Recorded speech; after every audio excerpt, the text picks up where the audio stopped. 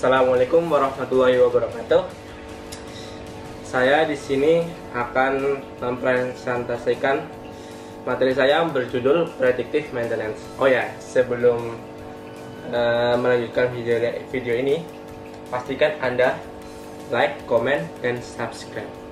Karena like, comment, dan subscribe kalian membuat saya menjadi semakin bersemangat membuat videonya. Ya, jangan lupa like, comment, dan subscribe. Ayo, yaudah ya, tanpa berlama-lama lagi, mari kita simak videonya. Sini saya akan membahas materi yaitu predictive maintenance. Predictive maintenance atau pemeliharaan berbasis kondisi atau conditional based maintenance, yaitu pemeliharaan yang dilakukan dengan cara melakukan monitoring dan membuat analisa tren terhadap hasil pemeliharaan untuk dapat memprediksi kondisi dan gejala kesalahan tersebut. Jadi di sini ya, predictive maintenance itu keuntungannya kita dapat melihat gejala kerusakan dari alat itu sebelum alat itu rusak parah. Dan hasil monitoring analisis tren hasil predictive maintenance ini merupakan input yang dijadikan sebagai acuan tindakan lanjut untuk plan corrective maintenance. Ruang lingkup predictive maintenance meliputi 1. In-service management adalah pengujian yang dilakukan saat peralatan operasi atau perdagangan untuk dapat memprediksi kondisi dan gejala kerusakan peralatan secara langsung. Untuk SUTT atau SUTET, uraian kegiatan dilaksanakan meliputi pengujian termovisi, corona detektor, ITECE atau ITEC, insulator, dan resistansi pertahanan power. 2. Pengujian termovisi. Perlu Anda ketahui, bagian yang sering mengalami pemanasan yang harus diperhatikan adalah terminal dan sambungan. Dua terminal dan sambungan itu adalah yang sering mengalami pemanasan, terutama antara dua metal yang berbeda serta penampang konduktor yang mengecil karena korosi atau rantas. Kenaikan I/2R di samping meningkatkan rugi juga dapat berakibat buruk karena bila panas meningkat, kekuatan mekanis dari konduktor melemah. Konduktor bertambah panjang, menampang mengecil, panas bertambah besar, demikian seterusnya, sehingga konduktor putus. Pengukuran panas secara langsung pada peralatan listrik yang sedang beroperasi tidak mengikuti mungkin dilakukan terutama untuk SUTT dan SUTET karena tegangan tinggi. Ya, tegangan tinggi berbahaya sih, jadi nggak bisa secara langsung. Deteksi panas secara tidak langsung dapat dilakukan dengan menggunakan teknik sinar inframerah atau infrared, disingkat IR. Sebenarnya adalah bagian dari spektrum radiasi gelombang elektromagnet. IR mempunyai panjang gelombang antaranya 750 nanometer hingga 100 mikrometer. Ini adalah gambarnya ya, bisa dilihat sendiri. Lanjut. Detektor inframerah. Detektor inframerah sendiri adalah fotodetektor yang sensitif terhadap radiasi sinar inframerah. Dua jenis utama detektor ini adalah jenis thermal dan jenis fototonik. Jenis detektor panas. Dalam prakteknya ada dua macam detektor panas yang digunakan, yaitu A. Scanning dan B. Spotting, di mana scanning yaitu pengukuran secara menyeluruh di sekitar objek.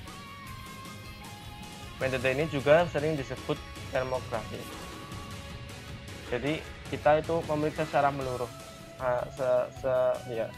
menyeluruh, diperiksa secara menyeluruh. Dan 2B. Spotting, yaitu pengukuran pada satu objek, menunjukkan langsung suhu objek tersebut. Ya, di sini fokus terhadap satu objek. Pengukuran spotting. Kalau scanning itu secara menyeluruh, kalau spotting dilakukan terhadap satu objek. Infrared kamera. Radiasi sinar inframerah dapat digunakan bermacam-macam, antara lain melihat di dalam kegelapan dan menentukan suhu dari suhu benda dari jarak jauh. Teknik melihat suhu dari jauh ini dikenal dengan termografi. Tingginya suhu dapat dilihat pada skala warna. Bila suhu tertinggi yang terekam masih di bawah yang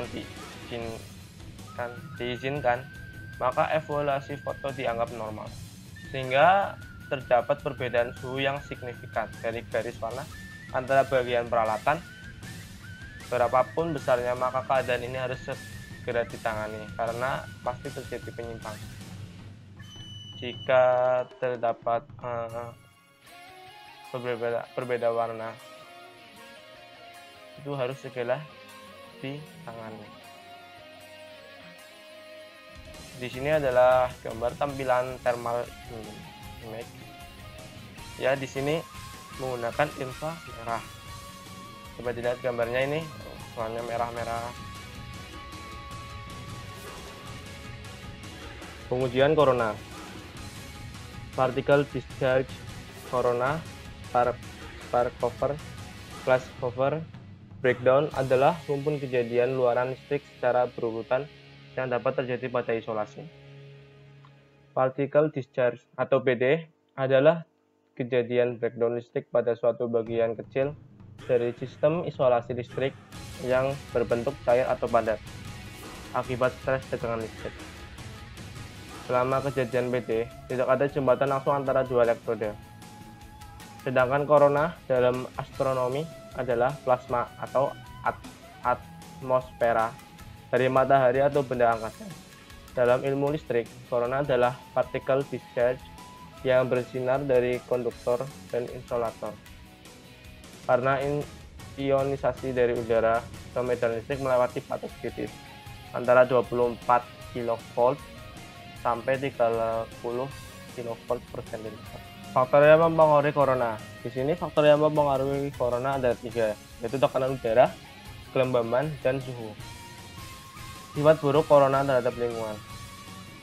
Ya, di sini ada 4 poin ya. Yang pertama, poin pertama itu membangkitkan material korosif seperti ozon dan nitrogen oksida yang menjadi nitrat oksid pada kondisi kelembaban tinggi. Di mana nitrogen oksida yaitu senyawa gas yang terdapat di udara bebas atau atmosfer yang sebagian besar terjadi di atas nitrat oksida atau NO dan nitrogen oksida atau N2O. Poin yang kedua yaitu corona menyebabkan kerusakan pada insulator, terutama non-keramik insulator atau NCI.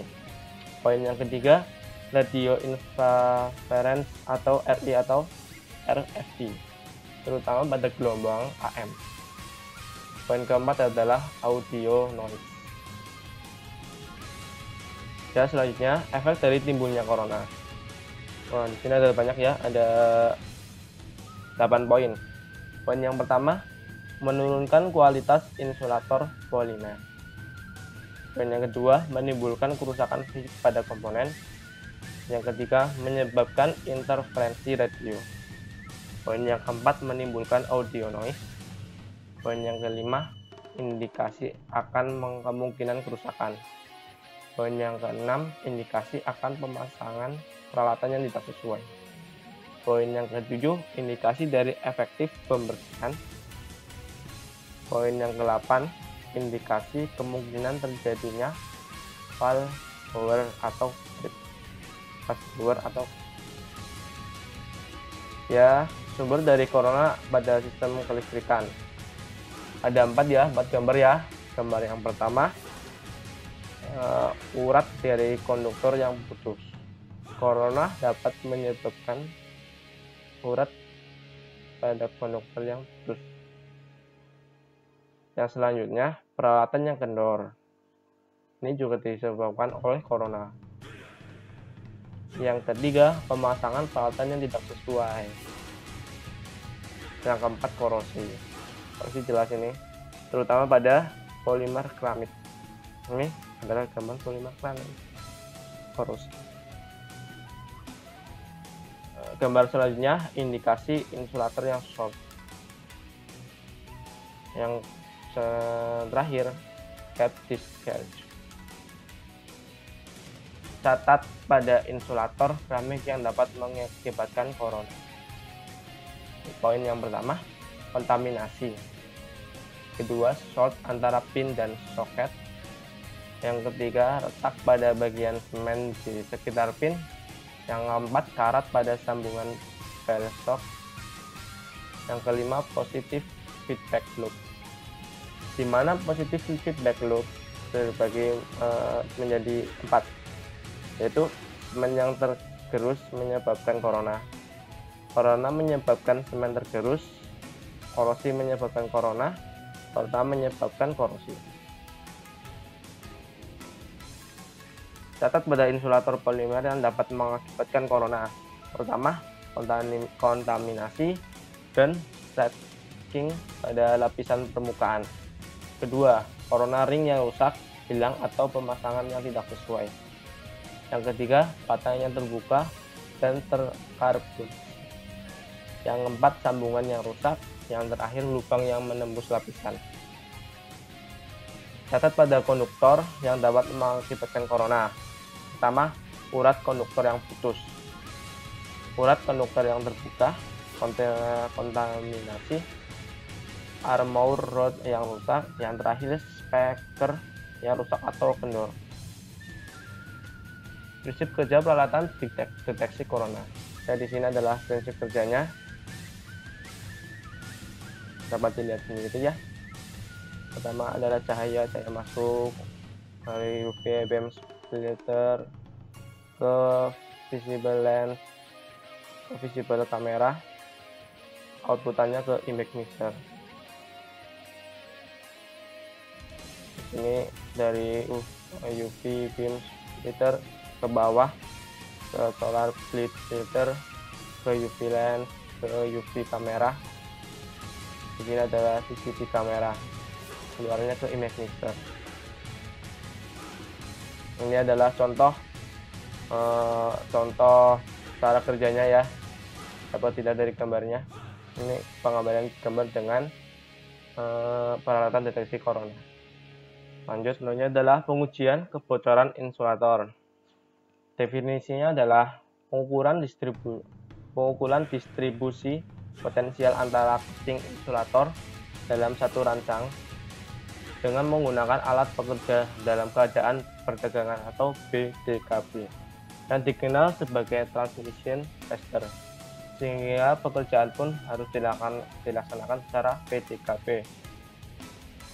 Ini adalah gambar dari alatnya, yaitu transmission tester. Distribusi potensial pada keping insulator dalam suatu rancang memang tidak merata. Hal ini diakibatkan adanya arus bocor insulator yang diisi konduktor perdagangan dari posisi menara. Arus kebocoran ini yang dimanfaatkan oleh transmission tester untuk mendapatkan tegangan setiap keping insulator. Ya, ITECE atau insulator tester kamera. Insulator tester kamera dapat melakukan pengecekan daya elektrik dan melakukan cek visual insulator dalam waktu bersamaan secara live, sehingga didapatkan dua pelapor hasil pekerjaan, yaitu pelaporan daya elektrik insulator dan pelapor visual insulator. Ya, di sini berarti terdapat dua ya. Yang pertama, kita dapat melakukan cek visual insulator dan pengecekan daya elektrik, di mana terdapat ruang lingkup insulator tester kamera adalah itu SUTET atau SUTET 500 kV tension dan subtension. Yang kedua yaitu SUTT 150 kV tension dan subtension. Dan yang terakhir SUTT 70 kV tension dan subtension. Ini adalah gambar alatnya. Jadi dicek melalui ini keramik ini. Setelah pengecekannya gini, lanjut pengujian resistansi pertanahan power. Transmission line arrestor merupakan peralatan yang didesain untuk melindungi peralatan lain di SUTT dari tegangan surja, baik surja hubung maupun surja petir, dan pengaruh follower current. Pada kondisi normal, TLA bertindak sebagai insulator, mengalirkan beberapa miliampere arus bocor ke tanah. Ini adalah data. Untuk pemeliharaan TLA, maka kita perlu mengetahui data arus bocor dan data petir yang melewati TLA tersebut.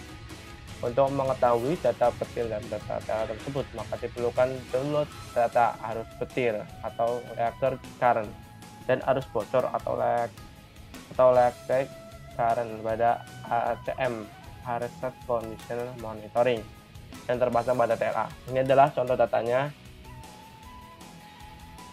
Ada 3 data ya di sini, bisa dilihat sendiri.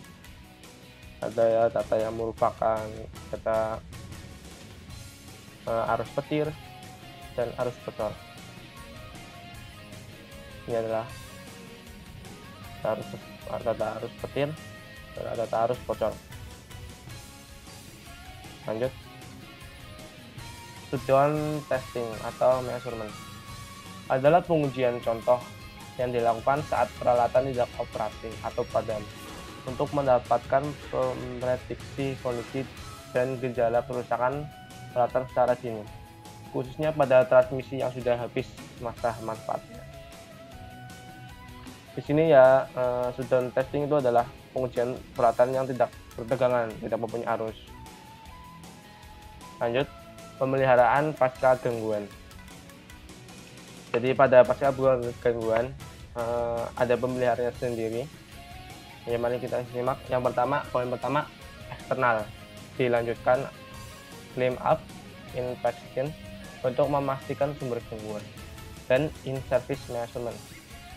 In-service measurement terdiri dari termovisi, face-to test atau e-test, corona detector, dan download TLA. Poin yang kedua, bila diketahui kondisi peralatan masih baik, maka peralatan dapat dioperasikan kembali. Namun bila diketahui telah terjadi kerusakan yang memerlukan perbaikan, maka perlu ditindaklanjuti dengan corrective maintenance. Terima kasih. Sampai jumpa kembali. Demikian video dari pembahasan preventive maintenance. Oh ya, jangan lupa ya, like, komen, dan subscribe. Karena like, komen, dan subscribe dari kalian akan menambah semangat saya dalam membuat video yang akan datang. Oke, jangan lupa like, komen, dan subscribe. Terima kasih. Assalamualaikum warahmatullahi wabarakatuh.